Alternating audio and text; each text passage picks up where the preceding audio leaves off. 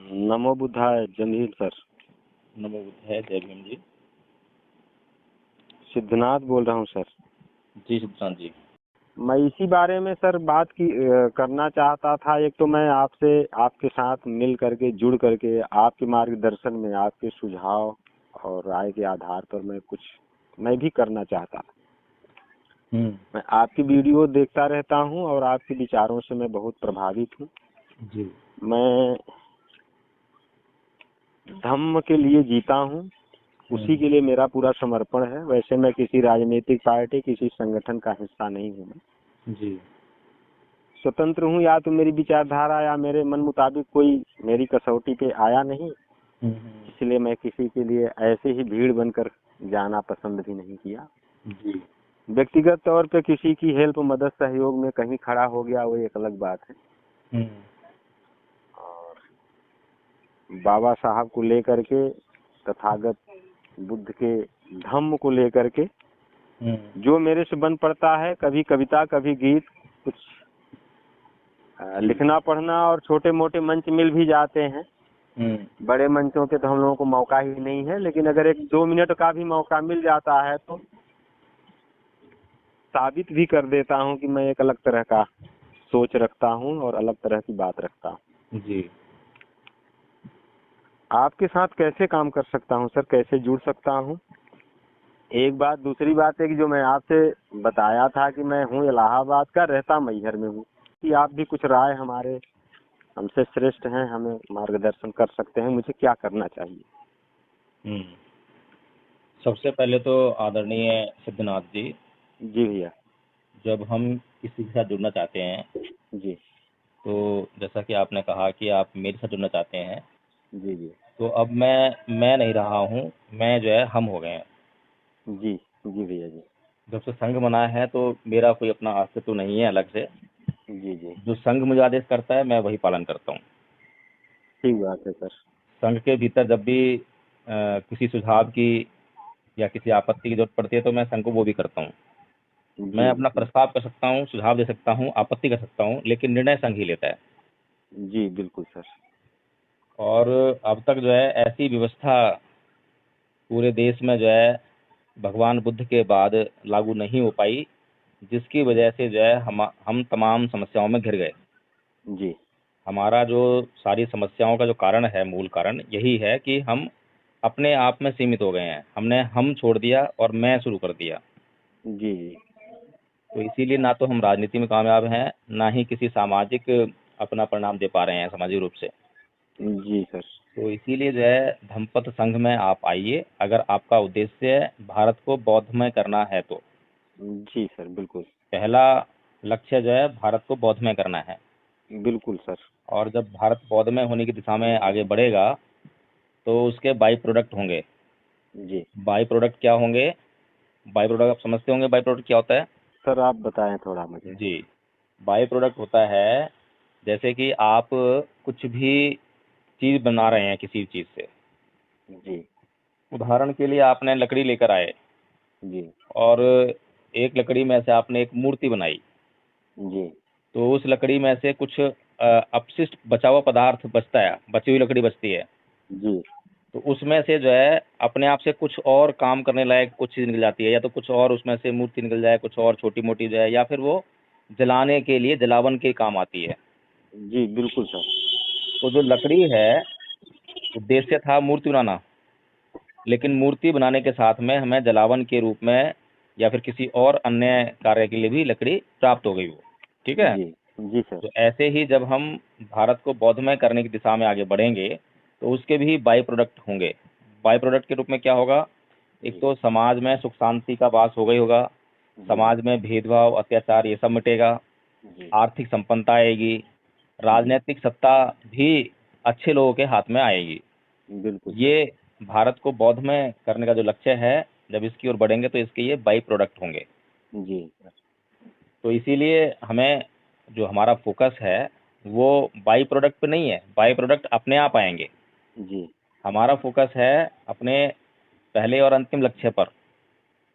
बिल्कुल अगर सर। आपका भी यही लक्ष्य है कि मुझे भी भारत को बौद्धमय करना है जी और संघ का निर्णय ही सर्वोपरि है, और संघ के निर्णय को आप किसी भी हालत में मानेंगे, जी चाहे आपके साथ में कोई कैसा भी व्यवहार कर रहा हो, लेकिन आपको संघ से लेना देना हो, किसी पर्सनल व्यक्ति से नहीं। जी बिल्कुल सर। और अपने मान सम्मान अपमान को साइड में रख दें, जी बिल्कुल। और कभी भी संघ से जो है अपने सम्मान की अभिलाषा ना करें, जी और बिल्कुल। अपमान होने पर जो है विचलित ना हो। जी जी हालांकि संघ जो है कभी भी किसी का अपमान नहीं करता है और जी सम्मान ही करने का प्रयास करता है, लेकिन गारंटी किसी चीज की नहीं है। बिल्कुल। कभी भी कोई भी घटना घट सकती है, जी अपमान होने की घटना भी घट सकती है और सम्मान मिलने की घटना भी घट सकती है। तो जी दोनों जी ही चीजों के लिए हमें तैयार रहना चाहिए। जी सर। तो भगवान बुद्ध का जो धम्म है, जो हमें शिक्षा देता है जीवन में हमें कल्याण के लिए, हमें पूरा उसको जो है अपने मनोसात करते हुए, उसका आचरण करते हुए आगे बढ़ना है। अगर आप इस तरह से तैयार हैं तो आपका बहुत बहुत स्वागत है। आइए संघ में और जुड़िए, और संघ को आप स्वयं आगे बढ़ाइए, संघ का नेतृत्व कीजिए। जी बिल्कुल सर। प्रत्येक व्यक्ति जो संघ में जुड़ा है, वो प्रत्येक व्यक्ति नेतृत्व करता है।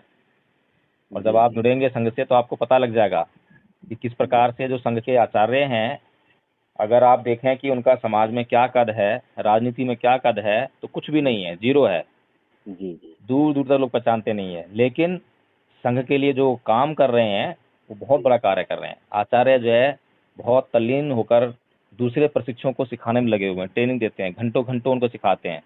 जी तो इसलिए जो है ऐसा वो इसलिए कर पाते हैं क्योंकि वो संघ के प्रति समर्पित हैं। जी तो यही समर्पण भाव लेकर अगर आप संघ में आते हैं, तो आप और हम मिलकर जो है भारत में एक अच्छा वातावरण, जो कि समण संस्कृति वाला वातावरण जो है तैयार कर सकते हैं। जी और अभी 8 बजे जो है मीटिंग शुरू होगी। जी 3 टाइम मीटिंग शुरू होती है हमारी, जो है चलती है। एक तो सुबह 5:15 बजे से 8 या 9 बजे तक चलती है, दोपहर को 3 बजे से 5 बजे चलती है, और शाम को 8 बजे से 11-12 बजे चलती है। जी जो प्राइम टाइम है हमारा, वो है 5:15 से 6:30 बजे तक का, जिसमें कि ध्यान साधना होती है जी और थोड़ा सा धर्म चर्चा होती है। और जी शाम को है 9 बजे से लेकर 10 बजे तक, जिसमें वाचन होता है। कभी बुद्ध और उनका धम्म का वाचन, कभी संविधान का वाचन, कभी बाबा साहेब के साहित्य का वाचन, कभी पवाना विधि होती है। तो ये प्राइम टाइम है हमारा। जी और बाकी जो टाइम है वो सारा ट्रेनिंग का टाइम है।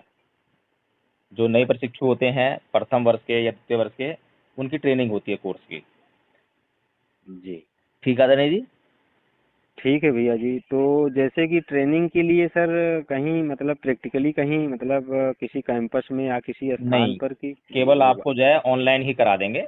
अब तक 60 आचार्य ऑनलाइन ट्रेनिंग से बन गए हैं। अच्छा अच्छा। हाँ, बाकी जो है फिजिकल स्कूल खोलने का हमारा इरादा है। जी जैसे स्कूल अभी खुले हैं आपके, ताकि हमारे बच्चे जो है उन स्कूलों में जाएं और बौद्ध जी संस्कृति के हिसाब से उस परिवेश में अपने लिए महत्वपूर्ण शिक्षा को हासिल करें। जी ऐसा सर। हमारे योजनाओं में शामिल है, लेकिन वो साधनों पर डिपेंड करेगा। जब तक साधन नहीं होते हैं तब तक हम जो है यही विश्व शांति निवारण स्कूल ऑनलाइन चला रहे हैं। मैहर के बारे में आप कभी सुने हैं सर? नहीं।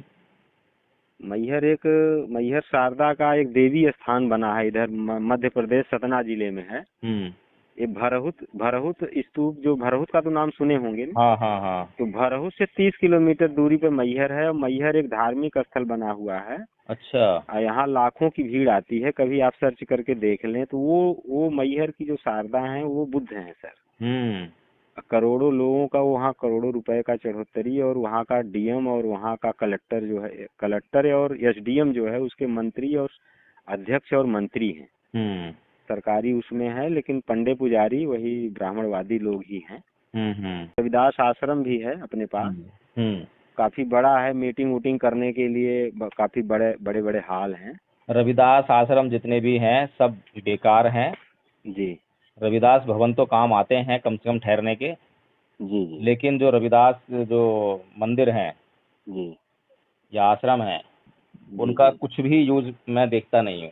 वहाँ पर नहीं, केवल जो है वही जो हिंदू संस्कृति है उसके भजन हाँ, कीर्तन चलते रहते हैं। मैं आपकी बात से सहमत हूँ सर। मैं हाँ। इतने के लिए कह रहा था कि मीटिंग वूटिंग करने के लिए अपना साथी है तो हो जाता है। जब आप प्रशिक्षित हो जाएंगे जी तो बिहार बनवाते हैं, और बिहार बनवा के उसमें स्थापित करते हैं उसको। जी जी। हम्म। और जैसे कि जब ये कन्फर्म है मुझे कि शारदा की मूर्ति बुद्ध की है, तो क्या हम लोग भविष्य में इस पर कोई एक्शन ले सकते हैं सर? क्या एक्शन? मतलब इसको कि ये बुद्ध को हम लोग मुक्त करा सकते हैं क्या? मतलब जो उसमें नथिया पहना के और चुनरी ओढ़ा के और उसको उस पे सब कुछ चांदी की होगा, सब काम चांद होने हैं, जी लेकिन उसके लिए समय और धैर्य चाहिए। जी बिल्कुल सर। अब धैर्य है नहीं, प्रशिक्षण हम लेना चाहते नहीं है, बौद्ध बनेंगे नहीं, तो फिर जी कैसे बनाएंगे बुद्ध विहार? नहीं सर, हम आपके नेतृत्व में और आपके मार्गदर्शन में काम करना चाहते हैं। मेरी हम्म, इच्छा है कि आप मेरे काफी अनुकूल हैं, मतलब जैसा हम्म, मैं सोचता हूँ आपका काम उसी तरह का है, जी इसीलिए मैंने आपसे संपर्क किया। ठीक है, तो आप जुड़िए जी और फिर आगे चर्चा करते हैं मीटिंग में जो है।